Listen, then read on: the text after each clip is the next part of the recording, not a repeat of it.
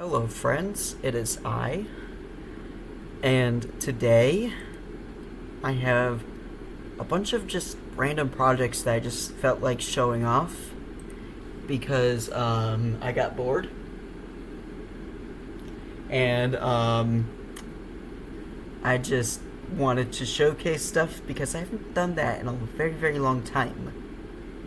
So today I wanted to show a bunch of projects I have working on, and I have everything laid out in least interesting to most interesting, so that hopefully I can at least make you excited for at least something, or maybe inspire you to, well, get off your ass and go do something with your life. But anyways, enough with that said, let's actually get started. So here I have forked the Aiohttp repo, and for those who don't know, I have recently began to contribute to Aiohttp because I believe now that I could at least make some changes that could help the project and possibly help to make things a little bit more smooth. Although what I'm mainly looking to do is known as internal refactoring, I think is the word, where I'm not changing the front end, but rather I'm looking to optimize the back end. And one of those things that I wanted to show off what I'm using is I created a little script right here. It's a PowerShell script, and I learned PowerShell in like literally one day, so I apologize if this code looks really, really dumb. I tried, and I tried pretty hard. But I wrote this script because there are some commands, like you can see over here with ll/http, that Aiohttp utilizes. We could go a little bit over ll/http in the future, but the main thing, I'll summarize ll/http for those who don't know, but basically it has nothing to do with llvmir. It is actually a TypeScript thing that generates C code, and the author of that, who I am going to give honorable mentions to, is Federer Dutney, and he actually inspired one of my older videos that I had, where I actually tried to create a parser of my own, which didn't really go so well. So instead of reinventing the wheel, I chose to turn his TypeScript library into a Python library, and I don't think I touched that project ever since. Sad, I know, but what you gonna do? But enough of that said, I want to show this. I will have a link in the description to this. I made a gist for it in case Aiohttp just wants to throw it out. But basically, I wrote all this because there are just some things that aren't supported on Windows that I felt like should be performed on Windows. Especially when you get into like using make. I never really liked make, if I'm going to be completely honest. And I think it's because it's not really supported well on Windows, and it's also because of the fact that I've just had a more annoying time using GCC compilers in general. So I've never really liked them at all. So I guess that's sort of what inspired this little script right here. Just know that the script I have in the gist is going to be a lot more, I guess you could say, documented than my own. And this is because I'm, well, trying to instruct anyone who's a noob how to use all this, because I couldn't really shove in a README. But that was sort of the first project. You could already tell by the preview that you're pretty eager to see what else I'm working on. But my main objective here is going to involve this right here, which we will go over at the end of the video. And I guess I could talk about this. It says that this style of array is deprecated, so maybe what I'll try and do, I'll talk to maybe the Python devs about it as well before I just make these changes, but maybe we could try this. Still the exact same thing, it's just that this style of coding is not deprecated.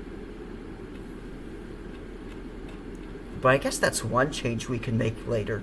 At some point I'll maybe see about making a proposal for that. But the other thing I'm going to try doing with Aiohttp, and most of the main developers know what I'm trying to do, but I am trying to internally refactor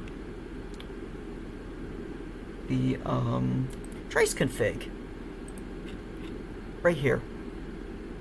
So my plan has involved trying to type hint out these things, because the problem is, if I were to scroll down, that send does not tell me anything, and this has just been a problem for me, and sort of a pet peeve of mine is that you should have everything type hinted no matter what the situation is.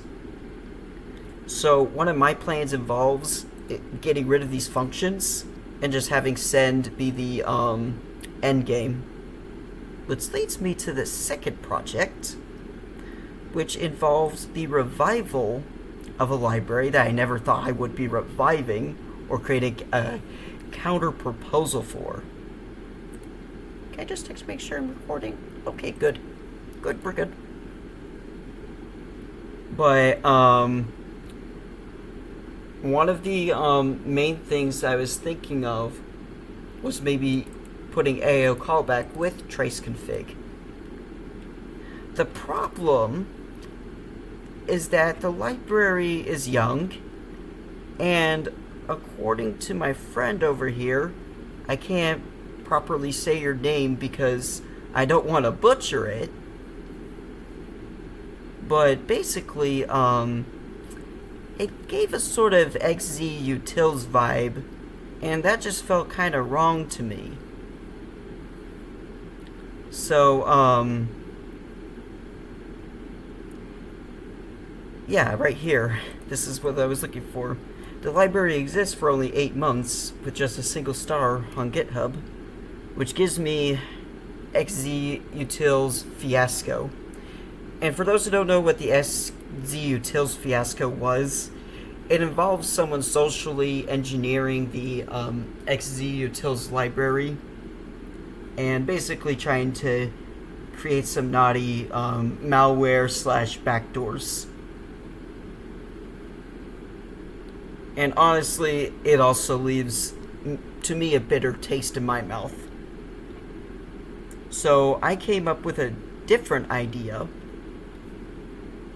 And as we can see here, this library was going to be deprecated originally.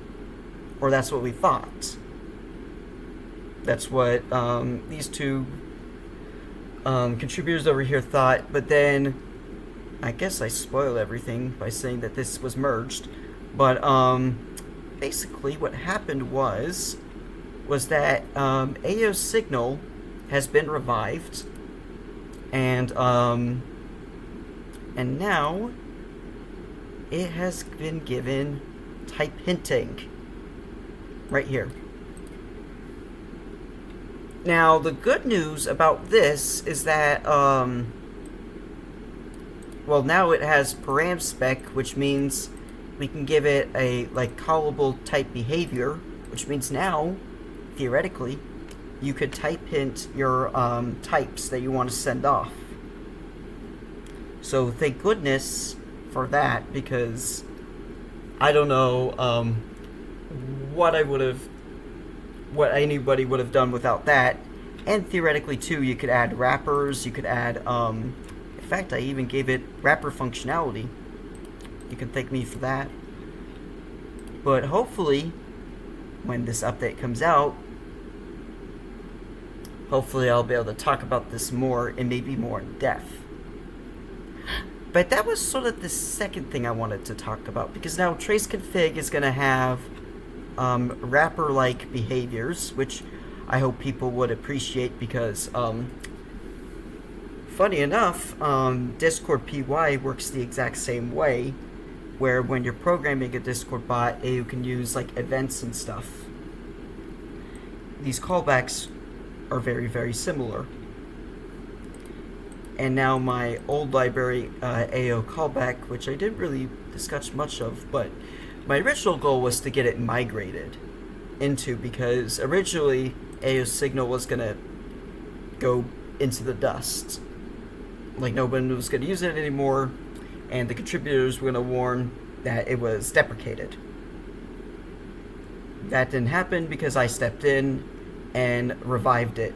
And since my library right here originally used it, and then I dropped it because of the warning, we might be going back to using it, which will be very exciting, because I found a new love for member descriptors. Know that I still maybe am thinking about adding more stuff to the library. I'm thinking about adding to here a thing I have over here, but maybe we'll see about doing that in the future. But sort of what I wanted was to maybe get rid of some of this code over here and make AO signal dependency again, which I think would be exciting. If we could fix this up. So, I guess in conclusion to the second thing I'm doing, I am just waiting for this to have its update. Which reminds me that because we did all this, theoretically, we should be able to maybe do something like this. Here's an idea I had. So we take signal callback, and then we turn this into a callable. And then what I'm going to do, I'm going to add something to right here. I'll probably go in with isort, and here we go. We're going to try isorting. I'm going to isort these imports here in a few seconds. But here's what I was thinking about changing. Because if we can give signal callback an actual like callable, then maybe it's going to be possible to pass it off as a param spec. Actually, we don't even need callable right here, because we have the new version of signal, which, by the way, this one does not have any of this stuff, but let's just say hypothetically it does. Well, when we make those changes, now what I'm going to do, I'm going to copy and paste so I can demonstrate this to you guys. So when I copy and paste this off, I don't want to spoil anything, so I want you guys to see the amazingness, especially since I wanted this to be a longer video of stuff that I found interesting. If this is boring to you, then I apologize. But basically, here was my additions, which was making all these changes. And I basically, I guess I could say I pulled a T-Lingo, which I named after the guy who wrote Fast API. Where I basically said, okay, let's sprinkle some type hinting in, and make a library better. But now we should be able to call this a signal of its own. And then, actually, we're going to need a type alias. Here we go.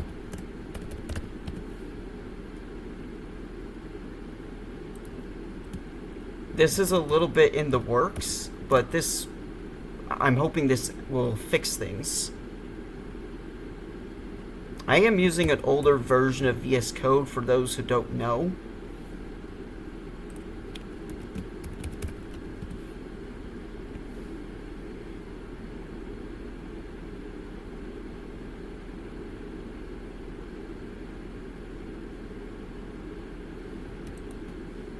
But wait a minute, didn't we change this out? Oh yeah, we need to delete this because we got rid of this stub file in the new update.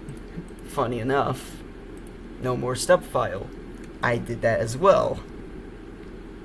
But now we can see that here's our param specifications. And now if we make these changes right here, we'll see that if I were to do like,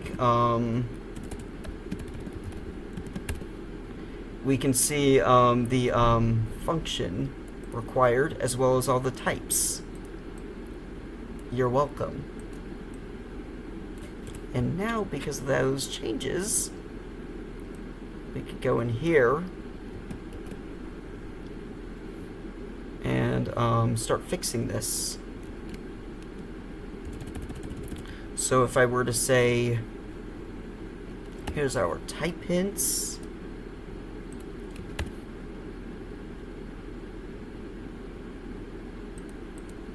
My eye is not playing nice with me today. There we go.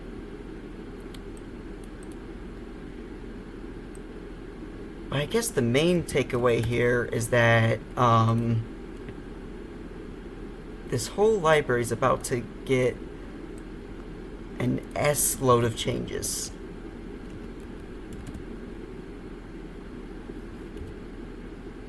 In ways that I could never imagine.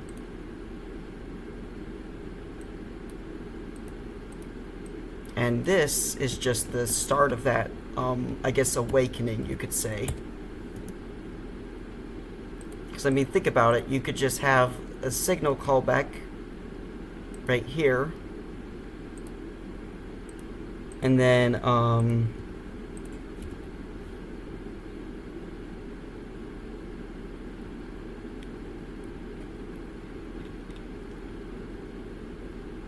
I see. I accidentally edited this too far. Here we go. So now what's going to happen is that because of these changes we are making, we can begin to do what is known as internal refactoring.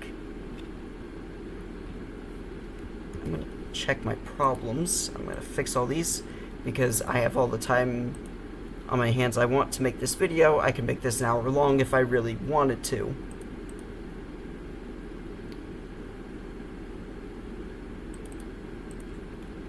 But now that I've made these changes, we can begin to start really making changes to this project. And this is the start of that. I am gonna have to fix this though.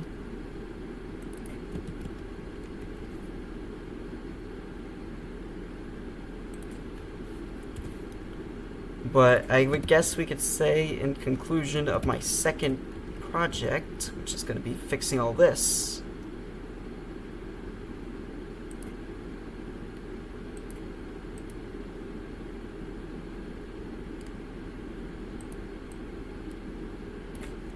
is that, well, TraceConfig is going to get better, even though I've had multiple screw-ups or F-ups.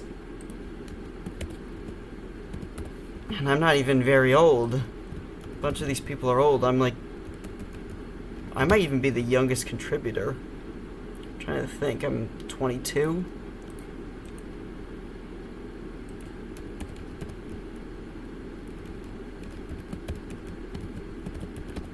Okay, let's try this. I'll fix these later, but you get the, I guess you get the gist of what I'm trying to do. But basically, because we made changes, or are gonna make altering changes, my goal is that when you go to send one of these things off, we can skip out, yeah, you see right here, it tells me the types. It's just that it won't show me it as like keywords, which was originally, I thought that was a screw up, which is why I tried to make another pull request to fix that, but I don't think we actually need to fix that. I think that's intentional, but basically, we're going to be able to get rid of, I think, most of this, which, getting rid of these, I think, it's like send this, and then do that. I think we could just make the, I guess we could say these would be like inlined if we could just get rid of them and just have this.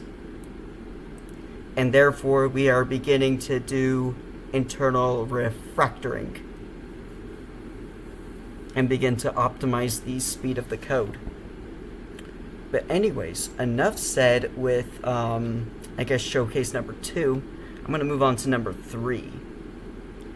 So while that's going on in the background, I had an old project called PyRamu, and you might have seen it in one of my previous videos that I made about a year ago. But basically, I decided that instead of releasing that library, I was just going to make a bigger one with more algorithms to play with.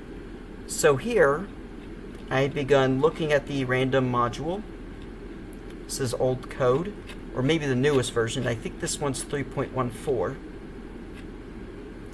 But something when I was looking at this code, I made a little thing that generates a python.h script because I got annoyed. But I want to show the random library and what I'm trying to fix with my version, which is going to have a lot more algorithms to play with, and most of these are going to be done in C. But my main reason for creating a new random library has to do with this. It has to do with this conversion of integers to bytes. Now, in the past, we had a CVE that involved, I can't think of the CVE off my head, but it involved having more than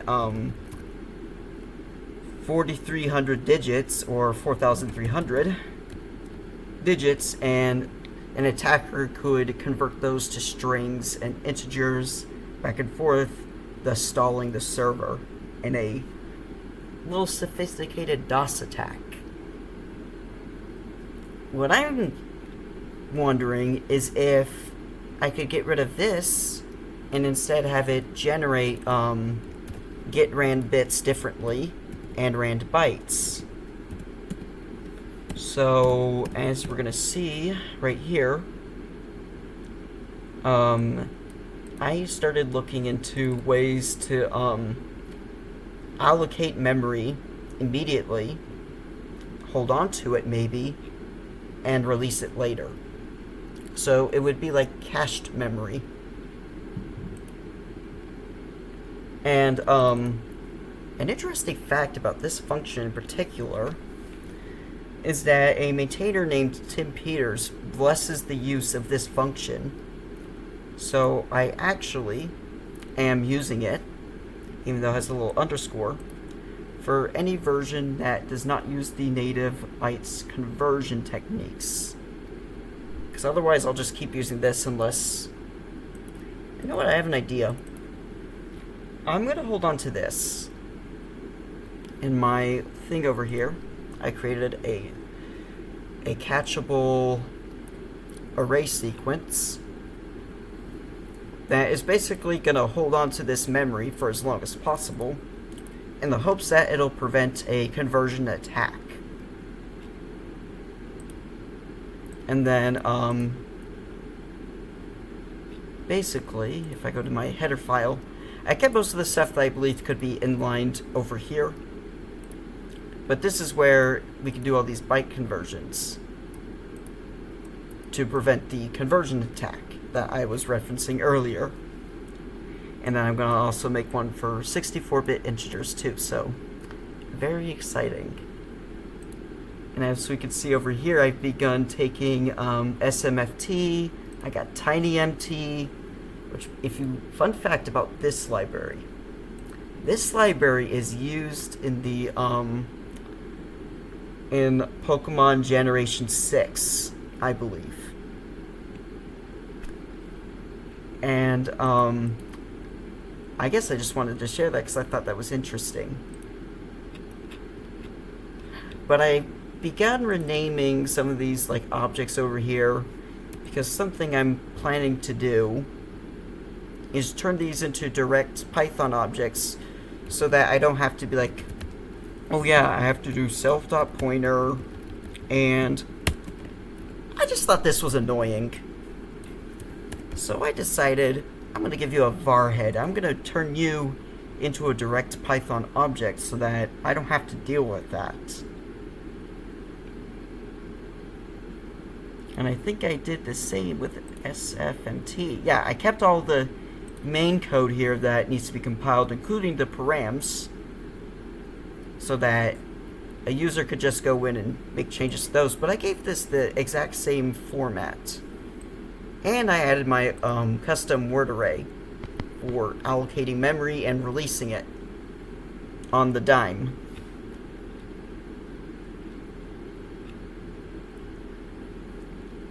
But, anyways, I want to show the final thing here in a little bit.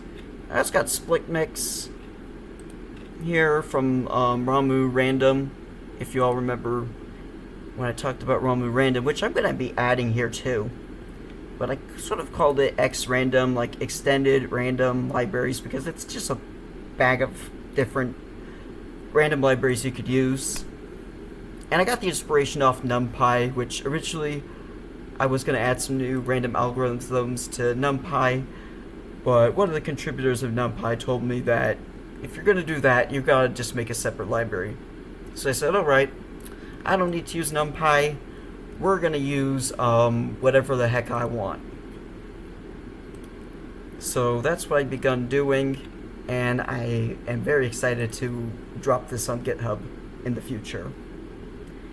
But anyways, I have one more project to share, and that is going to be, I saved the best for last. So if you remember before when I referenced multidict and how I felt like there could be maybe some improvements, I thought about giving multidict Python behavior, which I'm about to propose to multidict here in a bit, which falls under the same group that made Aiohttp. This is one of their backends. But basically, I'm looking at either creating a CAPI capsule or doing this. And I want your guys' opinions down in the comments below on how I should continue to approach this. But basically, I have begun doing two different ways of doing this. One would be to do a NumPy technique where we create a CAPI capsule. I even gave a link right here. I'll fork the library here in a bit. But I gave a link right there. I'm going to go on Tor because I don't trust anything. It just sort of became a habit to me to use Tor for pretty much anything under the sun. And I think I started using it back in 2021 when I graduated from high school.